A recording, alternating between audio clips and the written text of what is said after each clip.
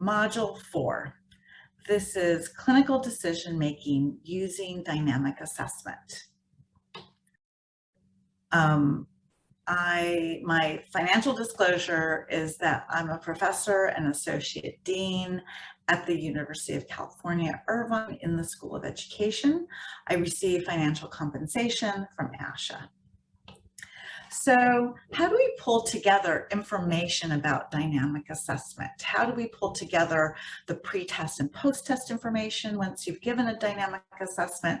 How do you incorporate your observations of child modifiability to make a clinical decision and to make a plan for next steps, maybe intervention or writing up a report? So one indicator of change is the nature and the amount of change that a child makes on the pretest measure or the probe. So one thing you want to keep in mind is that the measure you use should be sensitive enough to capture change in the very short term.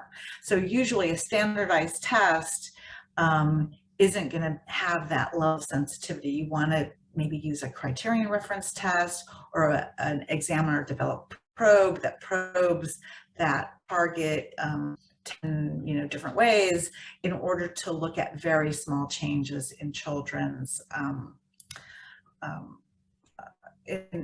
children's performance from pre-test to post-test. What we're looking for here is emerging competence, not necessarily mastery, especially after 1 or 2 sessions. The other thing that I think you want to pay attention to, and this is something that is proven to be very predictive, even more predictive than the pre to post test change, is child modifiability. So how do you describe the child's responsivities? Here you want to describe the strategies you use to support the child's change, and then how they responded to the strategies that you used. You can use this kind of chart to put the information together in terms of child responsiveness. So if you have low examiner effort but high child responsiveness, it's probably a lack of experience versus a lack of ability, because this shows that kids can quickly pick up on new strategies. And so this is where you get into is this a language difference or is this truly a disorder? This is probably more of a low scores because of a language difference, given that they can pick something up really quickly and apply it. If you have high examiner effort but low child responsiveness, this is probably a situation that is not a language difference, but actually a language disorder, and they're probably going to need our services through the special ed, through speech language pathology, or putting together a team to support this child's learning through special education services. So now we've explored the broad concept of putting these of what we want to think about in reporting results of dynamic assessment. And so in the next activity, we're going to look at some examples. So here we're going to think about clinical decision making with some examples. We're going to look at some case studies using narrative assessment, pre-test and post-test, and we're going to be looking at 2 levels of narrative assessment, looking at story structure and looking at story complexity. So here we have a child, Mateo, who's 6 years old. He's a bilingual Spanish-English speaker, and he was tested in English. So his story is pretty simple. He used an initiating event, an attempt, and a resolution, but he didn't use an internal response. He didn't use a plan. He didn't have any statement of a consequence. He used literal vocabulary, some compound sentences using and. So some simple stories, we might think, well, it's a language difference because the child is bilingual and their Spanish might be more fluent than their English, or is this indicative of a disorder? So during mediated learning in this example, the child is really cooperative, really enthusiastic. So he scores low in anxiety, high in motivation, high in persistence, responsiveness, and attention. So this is a child who seems to be doing well in that social emotional kind of learning domain. And then in the cognitive domain, again, he's systematic, he's an efficient problem solver, he uses multiple strategies.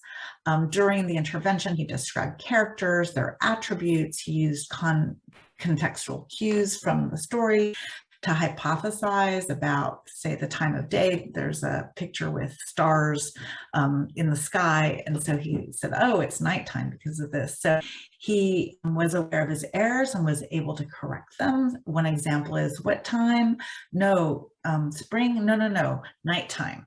So maybe that was an issue where he wasn't fluent enough in English to respond to the what time question, but he was able to, with just a little bit more time, make that correction.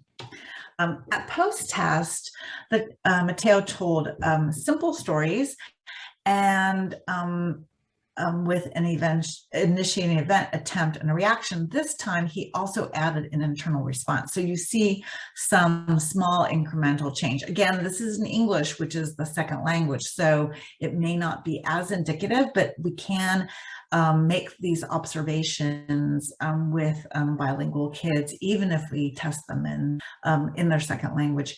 He also used some higher level vocabulary during at the post-test. So he used careful, and he also used compound sentences, and I think he had used before, but so is another one that he introduced.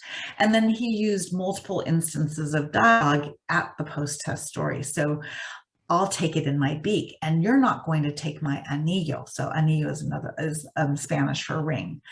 So he started using more complex stories at the post-test level.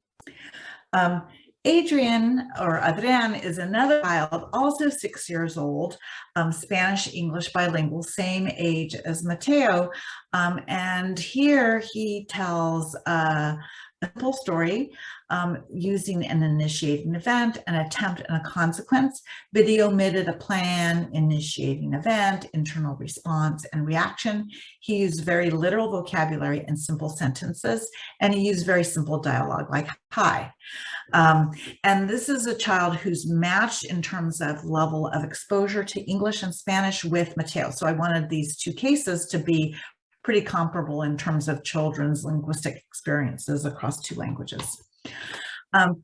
In terms of social emotional learning, he was really cooperative, he was enthusiastic, he needed some direction to maintain attention, so he needed some support there, but in general, he was with the examiner during the short-term intervention. In the cognitive domain, he starts to show some inefficiency. So he's organized, but sometimes a little bit inefficient in terms of problem solving, in terms of verbal mediation. He's aware of errors and corrected them with support. So in one example, the examiner asked, what time, did this happen? He said, day. Well, let's look at the picture. Do you see the stars? So the child needed a little bit more examiner support in order to change their response to match what it was they were seeing. So here the child had needed much more support in the cognitive domain to be able to do the task. At post-test, Adrián used a simple story again, this time an attempt, a consequence, and plan, but he omitted initiating event, internal response, and reaction. So story from pre-test to post-test stayed very similar in terms of complexity. He used literal vocabulary and simple sentences. He did use he did use a little dialogue that was a little more complex. I put it in the nest. And so here I would classify Adrián as needing as being moderately responsive, given a high examiner effort.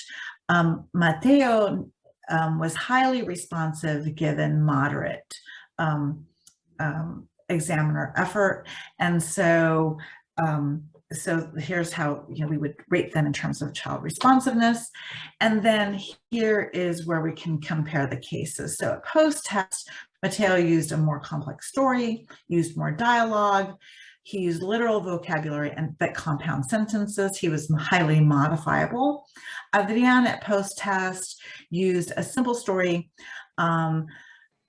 introduced some simple dialogue, but didn't make other changes. His modifiability was more moderate.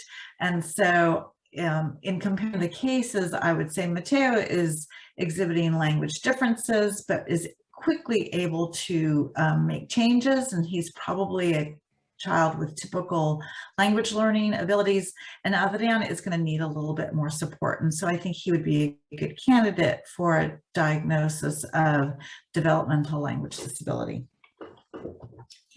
So now we've explored the concept and reviewed some examples. The next activities are for you to take a turn in practicing the concepts. So here's your plan. You want to think about what the indicators of language learning ability are that you can note during dynamic assessment. What are the indicators of modifiability that is going to help you make that clinical decision about a child's ability? Is the child highly responsive? Are they more moderate responsive, where they're going to benefit from speech and language therapy? Now spend 5 minutes at work putting your plan into action. If you don't have a child that you're working with right now, think about what your target might be for language learning. Think about how you would describe the way that a child approaches or interacts with a learning task, because this may come up sometime in the future.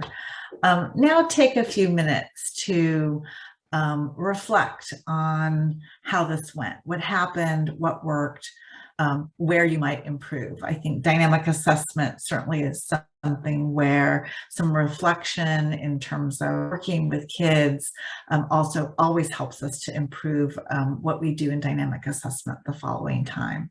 So the observations that you make are going to help you to plan intervention, and these observations you can share with teachers and with parents. I'd like to get input from them based on the dynamic assessment to see if they're observing similar kinds of things. And here I think we can also think about generating suggestions that might help to support the child's learning, both within speech language therapy, but also in the classroom or at home as the child is learning.